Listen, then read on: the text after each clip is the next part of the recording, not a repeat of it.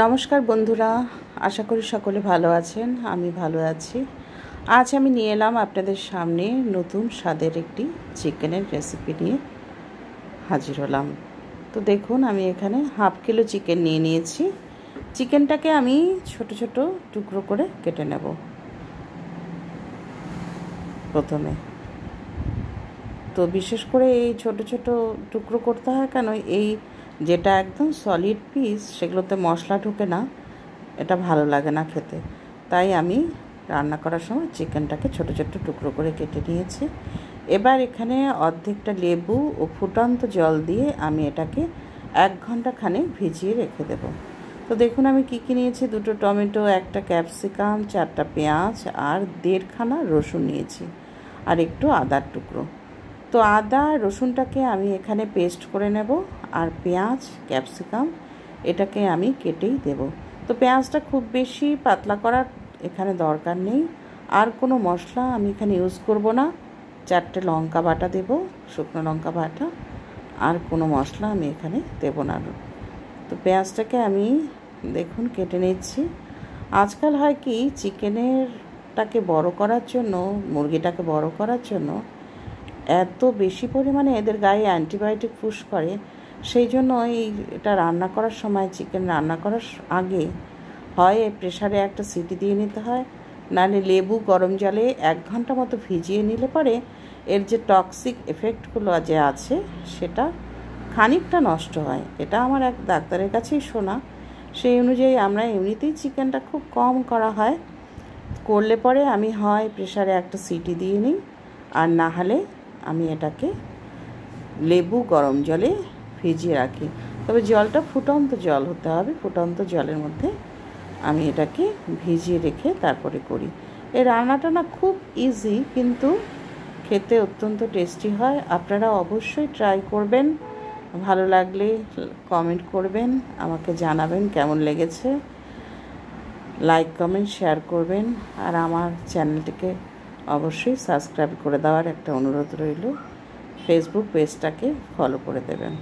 তো দেখুন, ক্যাপসিকামের খুব বেশি বীজ ছিল না বলে আমার খুব বীজটাকে ফেলতে হলো না। তো আমি এখানে 2টো টমেটো ইউজ করেছি। তো আপনারা চাইলে টমেটোর বদলে আপনারা কিন্তু এখানে সসও দিতে পারেন। সস দিলে ভালো হয় খেতে, কিন্তু যেহেতু টমেটো আছে আমি আর সস। দেখুন মাংসটা আমি 1 ঘন্টা ভিজিয়ে রেখেছি। এবার কড়া চাপিয়ে দিয়েছি, কড়াতে তেল দিয়ে দেব।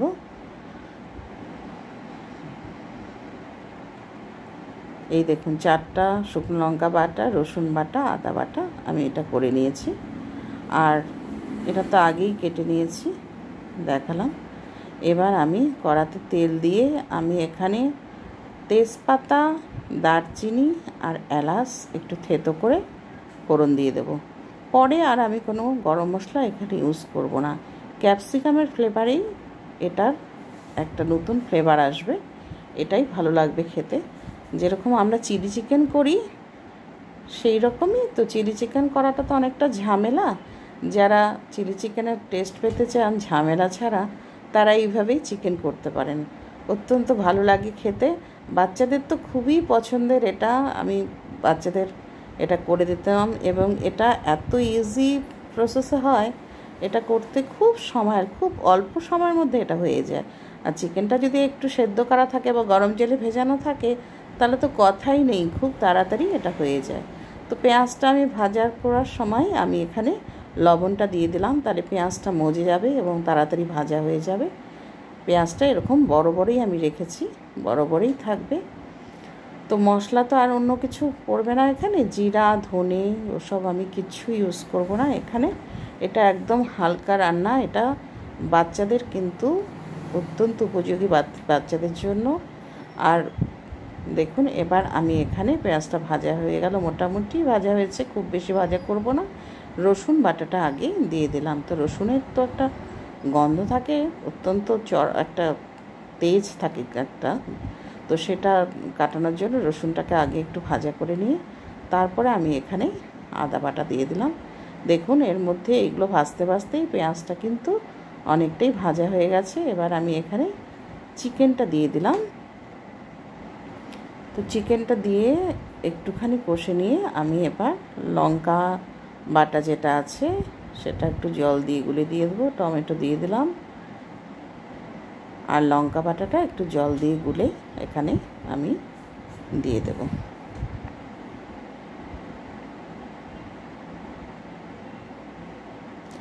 এই রান্নাটা এমনই একটা রান্না, এটা আপনি বসিয়ে দিয়ে আপনি দিব্যি স্নান দান সব করে আসতে পারবেন। স্নান করে এলেন, ব্যাস রান্না আপনার রেডি হয়ে গেল। সুন্দর ঢেকে রেখেই এটাকে করে ফেলা যায়, অন্য কোনো ঝামেলা ছাড়াই। এই রান্নাটা খুব তাড়াতাড়ি, দেখুন আমি ঢেকে রেখে দিয়েছি। এবার খানিকক্ষণ বাদে ঢাকনা উল্টালাম, দেখুন কতটা জল বেরিয়েছে এখান থেকে, চিকেন থেকে। এই জলেই কিন্তু চিকেনটা পুরোপুরি সেদ্ধ হয়ে যাবে, পেঁয়াজ টমেটো সব গলে যাবে। এটাই একটা মাখা মাখা গ্রেভি এটার থেকেই তৈরি হয়ে যাবে, আর নতুন করে কোনো মশলা ইউজ করার কোনো প্রয়োজন হবে না। আর ক্যাপসিকামটা আমি সবার লাস্ট ইউজ করব, যখন তেল ছেড়ে আসবে, মোটামুটি মশলা ভাজা হয়ে যাবে, তখন আমি ক্যাপসিকামটা দিয়েই কিছুক্ষণ ঢেকে রেখে দেব। ক্যাপসিকাম দিয়ে এখানে আমি কোনো জল আর ইউজ করব না। তো দেখুন এটা খানিকক্ষণ ঢেকে রাখলাম, এটা হচ্ছে। এটাতে আমি কোনো আলু ইউজ করিনি, আলু ইউজ করার এখানে দরকার নেই। এবার দেখুন, এই দেখুন তেলটা কিন্তু ছেড়ে এসছে, অনেকটাই কষানো হয়ে গেছে। এটা আপনার থেকেই হতে থাকে, আপসে আপ হতে থাকে, এত নাড়াঘাটার কোনো দরকারই পড়ে না। সুন্দর বসিয়ে রেখে আপনি অন্য কাজ করতে পারবেন, চিকেন আপনার থেকে হয়ে যাবে। তো অনেক সময় আমাকে আগে বলতো আমার বাড়ির লোকরা যে কী রান্না করলে তুমি, রান্না চাপিয়ে দিয়ে তুমি স্নানে চলে গেলে, দিব্যি এসে নামিয়ে দিয়ে হয়ে গেল তোমার রান্না। হ্যাঁ, তো দেখুন এইভাবে আমি এতে তেল ছেড়ে এসছে, যখন মশলাটা ভাজা হয়ে গেছে, ক্যাপসিকামটা দেখুন মাংসটা কিন্তু আমার অলমোস্ট সেদ্ধ হয়ে গেছে। তো এই ক্যাপসিকামটা আমি একটুখানি ঢাকা দিয়ে রাখবো, ক্যাপসিকামের কালার যেন ডিসকালার না হয়, কালারটা যেন নষ্ট না হয়। কালারটা চলে গেলে ভাই কি, যে কোনো সবজির কালারলেস হয়ে গেলে সেই সবজির টেস্টটা কিন্তু অনেকটাই পাল্টে যায়। সেখানে ক্যাপসিকামের ক্ষেত্রেও তাই, ক্যাপসিকামটা যদি কালারলেস হয়ে যায় তাহলে বুঝবেন এটার টেস্টটা অনেকটাই নষ্ট হয়ে গেছে, গন্ধটা অনেকটা চলে গেছে। তো দেখুন ক্যাপসিকামের কালার কিন্তু সবুজই থেকে যাবে। তো এটা আমি আর খুব বেশি ভাজাভাজি করব না, এটাকে আমি খানিকক্ষণ ঢেকে রাখলেই ক্যাপসিকাম আপসে আপ সেদ্ধ হয়ে যাবে। তো খেতে ক্যাপসিকাম মোটামুটি সেদ্ধ হয়ে এসছে। রান্নাটা আর একটুখানি আমি কষে অফ করে ঢেকে রেখে দেব, তাতেই আমার রান্না কিন্তু কমপ্লিট হয়ে যাবে। আমার রান্না শেষ। এবার আমি এটাকে ঢেকে রাখবো, রেখে গ্যাস অফ করে দেব। তো সবাই ভালো থাকবেন, সুস্থ থাকবেন, গুড বাই।